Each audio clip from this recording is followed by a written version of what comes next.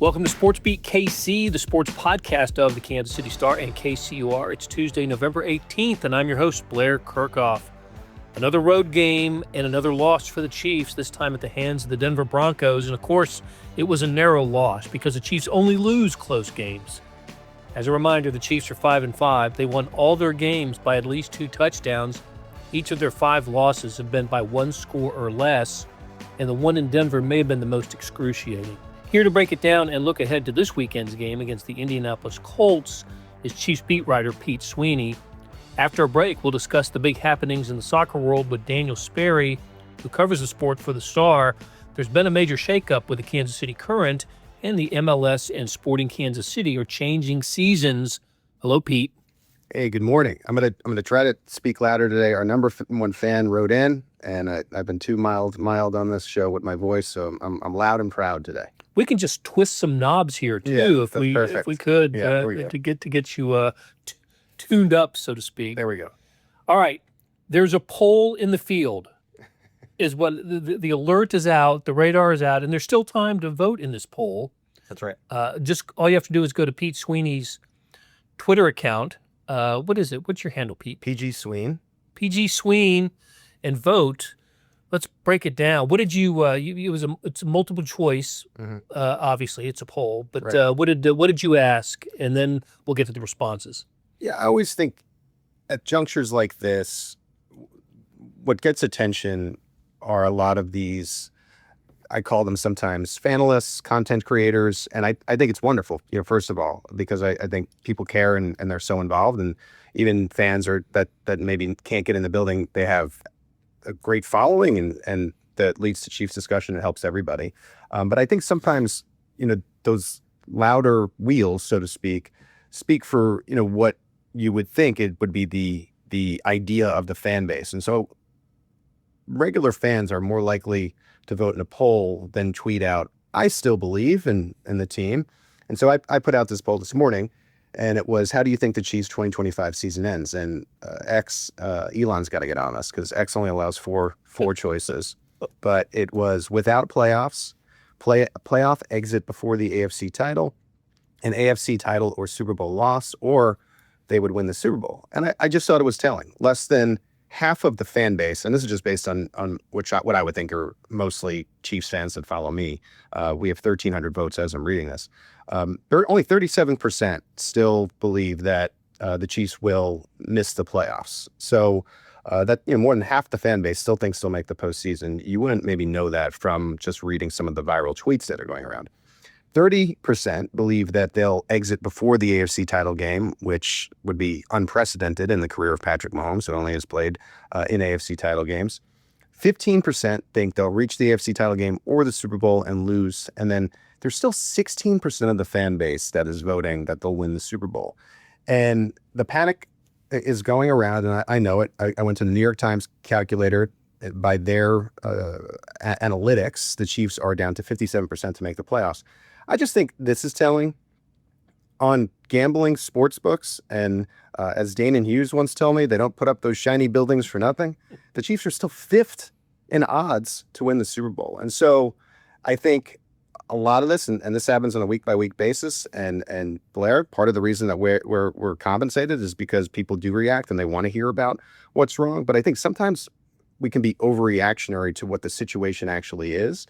And it's not good. The Chiefs are not going to win the division. I'm happy to tell you that. But to say that the season is suddenly over after 10 weeks when there's 7 games to play, I just think is a big reach.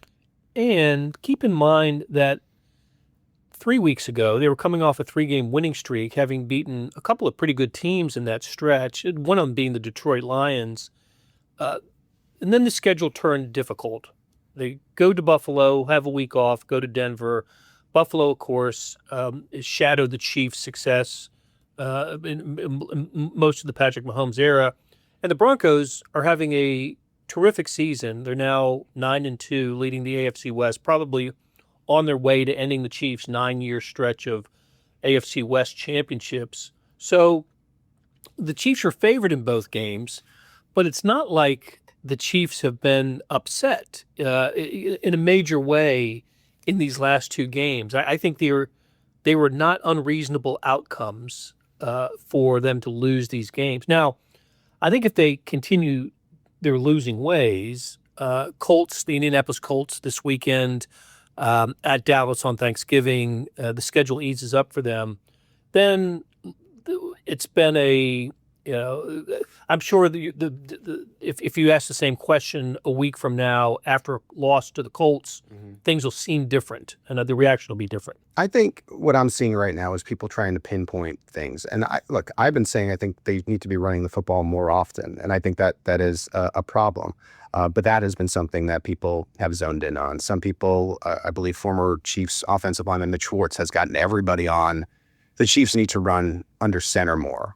Some have said, and I thought that this was especially last game, Patrick Mahomes sometimes isn't playing as well. Some have said, well, the Denver Broncos knew exactly what plays they were running.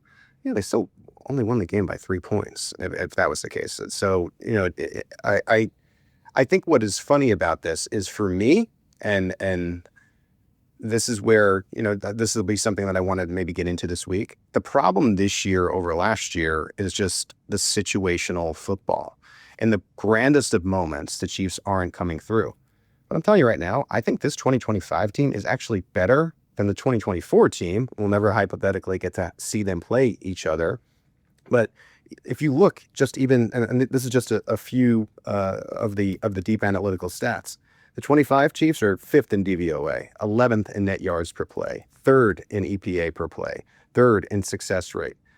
All of those ranks are at least 3 to 5 ranks better than the 2024 Chiefs that went 15-2. So the difference is truly the big plays, the game-changing plays in a one-score game. And so we're trying to come up with this is the issue, this is the issue, this is the issue. Much like when the Royals were pushing for the playoffs, if you get 8 hits in the game and they come in 8 different innings, you're not going to win the game. And, much like the Chiefs who were making some of these big plays, I think, early on in the game, it's coming down to these fourth quarter drives. Look, you look at this game, you're up 19-16 in the fourth quarter with the ball. That drive, to me, is why they lost the game.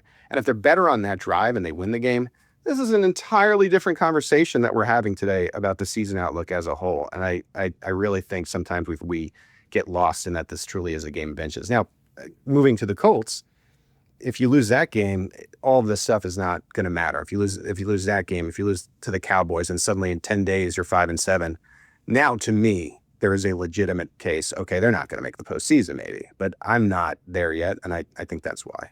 Getting to your point about the possessions that changed the game or turned the game for the Chiefs, wholeheartedly agree that when the Chiefs took the 19-16 lead, had the extra point blocked, by the way, should have been 20-16.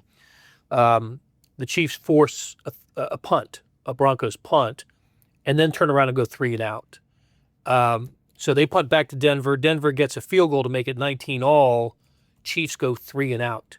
And then they kick it back to Denver. Denver gets the game-winning field goal. Our colleague, Sam McDowell, had this stat in his column after the game that I had to read twice because I didn't believe it, that he unearthed that Patrick Mahomes is 21 of 47 on fourth quarter throws when his team is tied or trailing. 21 of 47. That's terrible. That ranks 39th out of 39 qualifying players. Dare we go to that place where we're looking for reasons it's not happening for the Chiefs, or at least in the last 2 games? Do we look at Patrick Mahomes and Andy Reid and Matt Nagy, the play calling and then the execution? I think so. And I think that's fair. And I think that is why I went in the direction we've been doing these videos at the start now. That was what my video was about. I just think Patrick Mahomes left some place on the field. I mean, if you look at the beginning of the game and those deep shots, those players had a step on the defender. And if you make those throws or one of them and they score a touchdown, that's a different game. I also think we've seen him make that play down the right sideline that turned into an interception so many times. And that magic, that clutch was not there. Through a pick, it was probably a game-changing pick. I think that's probably one of the bigger parts of the game. And that is on the quarterback. And like, to his credit, I thought, and Blair, you were in the locker room as well. This felt a little different for Patrick Mahomes, and I think he himself was feeling it. I looked at the press conference when he finally arrived. It was slower than usual. He was sitting in his locker for quite some time. You could see that he was a little bit more emotional than you. I'm not going to say that he was crying, but it appeared he had some emotion on his face, and I wonder if he took this one a lot harder because he too, and he kind of said it, but he too understands that if I played a little bit better, if I played better just in general, we'd probably win this football game. This is SportsBeat KC. I'm Blair Kerkhoff here with Pete Sweeney. And staying with Mahomes just for a second. I agree. I did see that in the locker room, the despondency from Mahomes. He was scrolling through his phone and looking. You always wonder who he's, what kind of feedback he's seeking. He tells us he doesn't see it, but my goodness, after losses, we've seen him a couple times just in his phone, and I don't know what it is, but I would have to guess he's looking for some reaction of some sort. Yeah. And I thought his money quote at the podium after the game was, he said it a couple of times in the same response, something to the effect of, "That's on me." Mm-hmm. He says that a lot, but he doesn't lose a lot, so there aren't many occasions where he has to explain a poor performance or a bad mistake. But those 2 3-and-outs in the fourth quarter, when the Chiefs had a lead or the game was tied, it's just, we're not used to seeing that. We just aren't. And I think that's maybe those 2 plays and the 3rd and 15 conversion that Denver had without a pressure from the Chiefs. I thought they would blitz there. They didn't. They rushed 3. They rushed 3, had Leo Chanel as a spy. They have trouble getting to the quarterback rushing 4, so that was clearly a mistake. Yes. Head-shaking moments in the fourth quarter for the Chiefs. Yeah, and these are 2 coaches who are some of the best ever, and I think there's probably 2 games that they both wish they could have had back in some capacity, and I asked Trent McDuffie, what was the difference? And really the question was about the game, but I think it leads to the final play is just eye discipline. It seemed like they got a little bit lax with keeping with the pass catchers for the Broncos. And, as much as we're talking about Patrick Mahomes, who is highly praised coming into every year, I think at the beginning of this year, Bo Nix was much criticized, and it's been ongoing as the Broncos. It has felt like a paper 8-2, now 9-2, but that was a heck of a second half for him where he outplayed Patrick Mahomes, and that was the difference. And I think you rope Andy Reid into that, you rope Steve Spagnuolo into that to an extent, but that ended up being the difference in the game.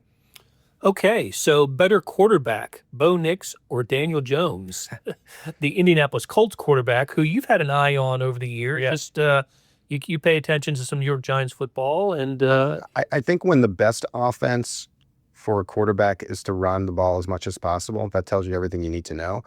I'm not sold on Bo Nix, but there have been flashes like the other night, speaking of the New York Giants and that comeback in the fourth quarter where he has looked spectacular. I don't know if Daniel Jones has spectacular in him at all.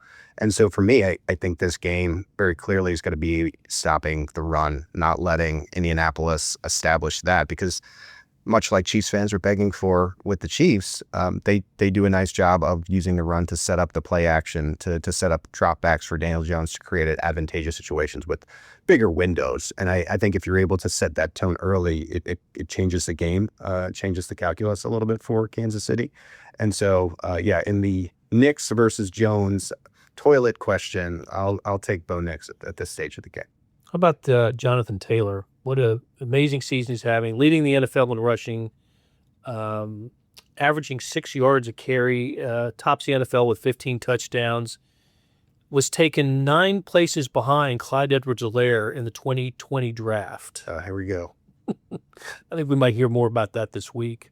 That obviously will be a priority for the Chiefs to limit the running game. They've had success with that over the last few years. Who was it? Was it James Cook that broke through for a 100-yard rushing game, which hadn't happened against the Chiefs since 2023? It's going to be tough to limit Jonathan Taylor to that kind of production. And what's rough and timing-wise is tough for Kansas City is just the fact that they've been running him all year, and you would think, okay, maybe he's toward the second half of the season could be getting battered and maybe be a little bit tired. Colts are coming off a bye, so this is a fresh Jonathan Taylor, and he looks to be possibly the best offensive player in the NFL this year. I know that when you look at those odds, Matt Stafford is getting some love, as is Drake May of the New England Patriots. But after that, it's Jonathan Taylor. And again, that is going to be a key. You mentioned James Cook. I felt like that was the only time a running back was really able to change the game for another team to the point of winning. And so the Chiefs have mostly been good against the run this year. And that is going to be the key matchup for me. I don't, maybe I'm crazy, but I think the offense is going to be okay. I think Andy Reid does a good job with self-evaluation. I imagine they'll run the football and make a point of it on offense more in this game. And so if the Chiefs can curb Taylor, I think they could find a way to control it. Yeah. Okay, just a couple little housekeeping items. Christian Fulton played. Mm-hmm. I don't think particularly well. No. But he got in the game on Sunday at Denver, and so did Elijah Mitchell, the running back, whose moment in the spotlight was being the intended receiver in the end zone for the ball that was intercepted at on the first drive of the second half. Mahomes scrambled to his right, thought he had Mitchell open in the end zone, needed to put a little more air underneath it because it was picked off. So anyway, do we expect to see more Fulton and Mitchell going forward? It'll be a question for Steve Spagnuolo on Thursday. You saw Fulton get 9 defensive snaps, and that meant Noah Williams was just relegated to special teams. And there were a couple plays where you thought, I wonder what Noah Williams would have done on this play. So I do think it's interesting. It's always tough for an organization when you give a guy the money that they gave Christian Fulton, and they probably wanted to give him an opportunity to get going here. And so I imagine they will stick with Fulton, but I think whatever Steve Spagnuolo says on the topic will be telling. And same deal with Elijah Mitchell. If you look at the details of the numbers, they made a bigger commitment to Elijah Mitchell than they did Kareem Hunt ahead of the season. And so I tend to think that both of these guys will play moving forward. I think they'll give Fulton a chance to settle in. Whether that is the right thing to do, I think that's a fair question to ask, yeah. Okay, great stuff. Thanks, Pete. Yeah. We're going to take a break, and when we come back, we'll catch up with Daniel Sperry, who covers soccer for the Star. We've got some current news and a new season for the MLS and Sporting Kansas City.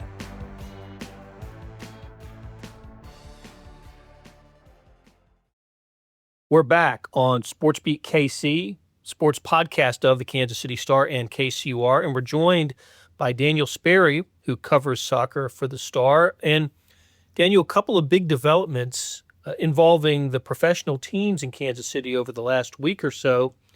Let's start with the news involving Vlatko Andonovski, the coach of the Kansas City Current. I guess we have to use that in the past tense. He is the former coach of the Kansas City Current. Current comes off its incredible regular season where they set records for league records for points and wins in a year. But he is no longer the coach. What did you make of this move?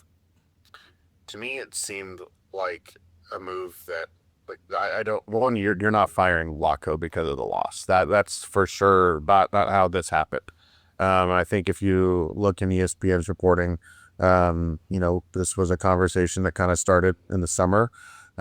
This was always part of the conversation in the role of hiring Vlatko in the first place.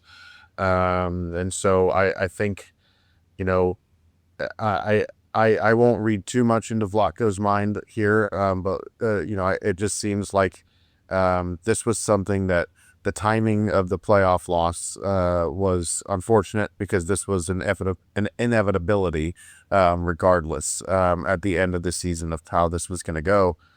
So I know it comes off as surprising and maybe seems reactionary, but it's just a move that the Current are making too. I think Vlatko has tons and tons of experience. He's been here from the start of the NWSL as a coach. He has seen it at a national team level and sees where the NWSL is compared to the rest of the world. He has now seen and been a part of the, monstrous growth of the NWSL in recent years. And so when you look at, that wealth of experience, and maybe the Currents' vision is just much larger than what a lot of the other NWSL teams are putting forth right now. And if they're going to execute that vision, Vlatko's the guy for that. And so, I don't want to maybe look too much across the other side of the state line at Sporting necessarily, but when Peter Vermees left, there was the structure it took almost 6 months for them to try and set a structure in place. Vlatko is probably on the back half of his coaching career, if we're being honest, where he was time-wise. And so I think doing this and making sure that these roles are separate, in terms of the president of soccer and sporting director role and the head coach role and GM role, and ensuring that there's a lasting structure for this club beyond Vlatko's tenure. This is a move that helps do that. And, I think they explained that pretty well in their press release of the move as well. Yep. So he becomes the sporting director for the Kansas City Current. And I think as you put it well, it just seems like a chess move to me. This is just moving pieces around the board to strengthen the organization going forward. And it also, the club promoted Ryan Dell to general manager to replace Caitlin Carducci, who was not brought back. So the Current, and I'd be remiss if I didn't mention that the team that knocked the Currents out of the NWSL playoffs, Gotham, is now playing in the championship game. You're right; they were not at 8 seed. At least, they were not playing like one. Nope, they sure are not.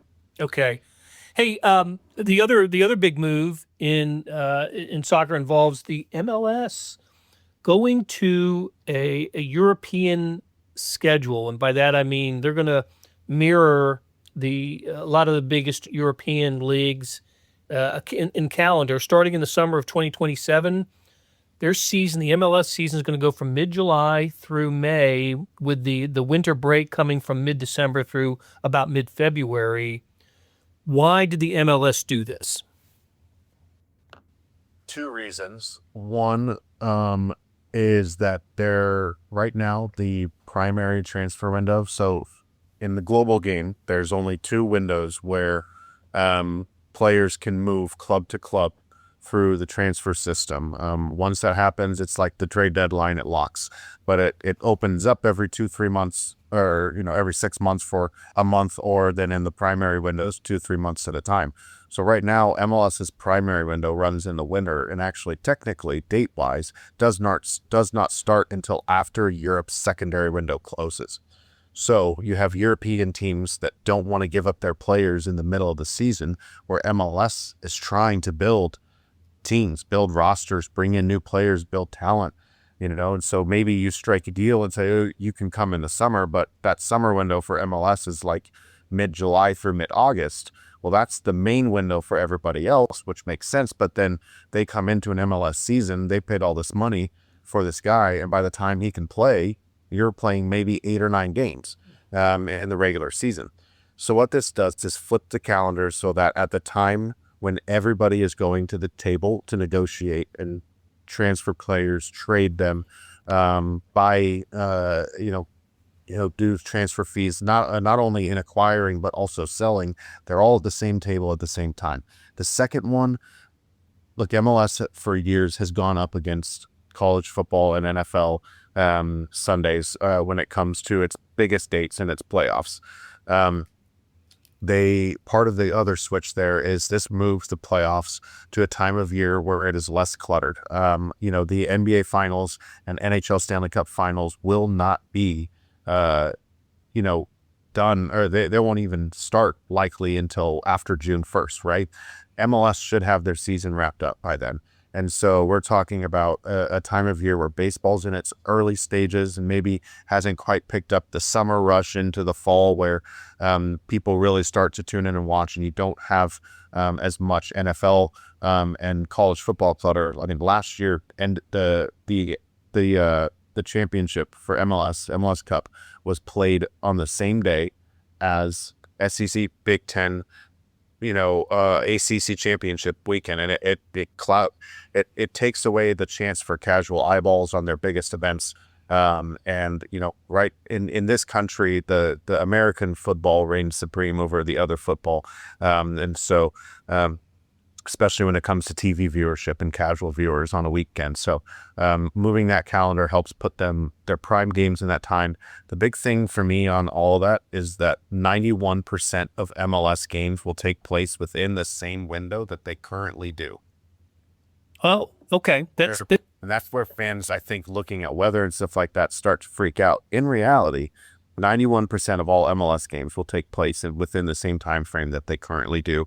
What this does is align the start and the finish of the season in a way for them to be both competitive when it comes to TV viewership within the U.S.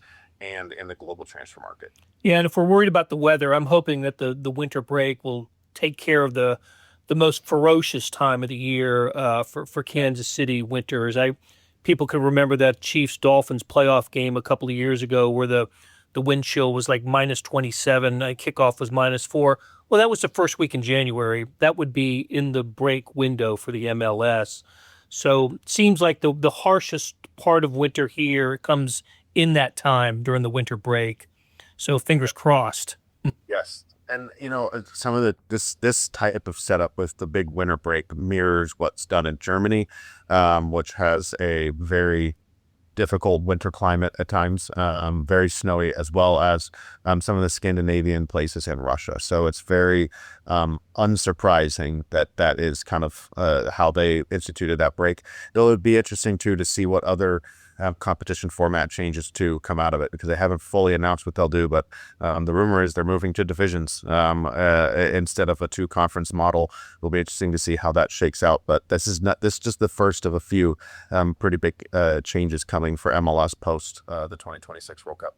Okay, and before we wrap it up, Daniel Sperry, I'm sure you will join me in congratulating the UMKC men's soccer program, which got to the Summit League Championship game, lost at Denver, but had such a good regular season that they not only qualified for the NCAA tournament, they were given a home game, which is going to happen on Thursday on campus against Lindenwood. So remember last year, the Roos won 2 games in the NCAA tournament, got to the round of 16. So that was an amazing finish for Coach Ryan Poor's team, and now they're on a quest for even greater success this year. So good luck to the UMKC men's soccer program.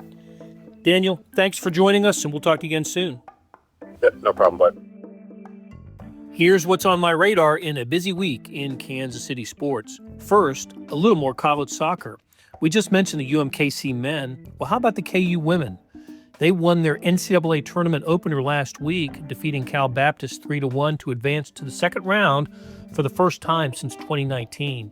Kansas will take on Louisville in Durham, North Carolina on Thursday. The College Cup, which is the national semifinals and championship game, will be played at CP Casey Stadium, home of the Kansas City Current, on December 5th and 8th. And one of the nation's top college basketball tournaments is back in Kansas City this week. The 25th Hall of Fame Classic on Thursday and Friday at T-Mobile Center features Kansas State, Nebraska, Mississippi State, and New Mexico. The Wildcats, by the way, entered this week leading the nation in three-point shooting. The games start at 6 p.m. both nights, and you'll find ticket information on the websites for T-Mobile and the participating schools. Well, that'll do it for this week. Thanks to our producers, Suzanne Hogan, Gabriella Lacey, Irvin Zhang, and Monty Davis, and to our editors, Jeff Rosen and Scott Chasen. We'll be back soon on SportsBeat KC, where we talk sports in Kansas City.